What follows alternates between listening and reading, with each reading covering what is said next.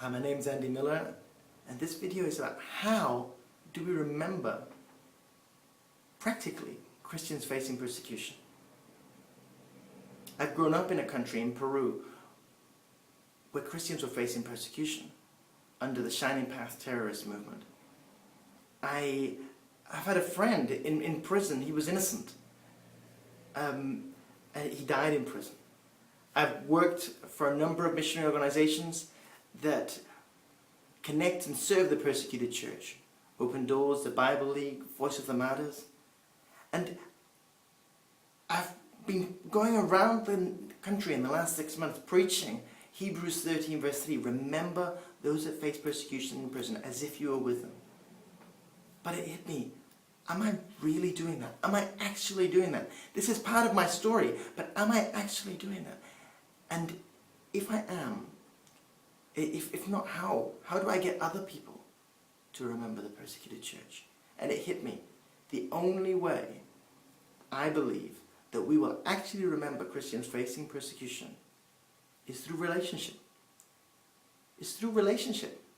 And that is a way, it's a way of the gospel. Jesus says, I am the vine, you are the branches, remain in me. But we're also, the Bible says we are part of one body. But if we have a relationship, we will remember them. If your mother, your brother, your sister was in a war zone, you would remember them. I spoke to a friend who had a brother who was in Yugoslavia, I think, during the time of the civil war over there. He was in Bosnia. And I said to her, can you remember when your brother was in the war? Did you remember him? Did you think about him? Well, I thought about him constantly. He was always on my mind. That is it. If you had somebody that you have a relationship with, you would remember them. But what's more, it's not just if you have a relationship, maybe also you would remember somebody who you have a relationship with, who has a relationship with them. For example, I have a friend of mine who's got a daughter who's very, very sick. I've never met his daughter, but she's on my mind because I know that I know him.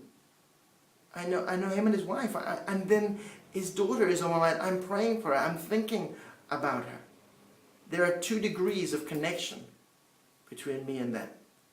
And I believe that in today's day and age, we can achieve 2 degrees of connection. That it is actually already here. It's already around us. That we can have a relationship with somebody who's from a country where there's persecution or who is facing persecution. And that would be the difference. Is we need to seek, be willing to have a relationship with them. Are you willing?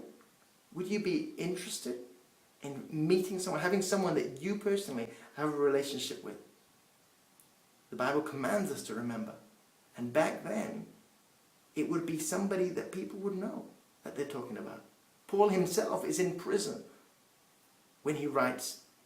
And each one of the Gospels, the letters in the Gospel is written by people who were persecuted for their faith. So the key, I believe, to remembering is having a relationship. Are you willing to do that?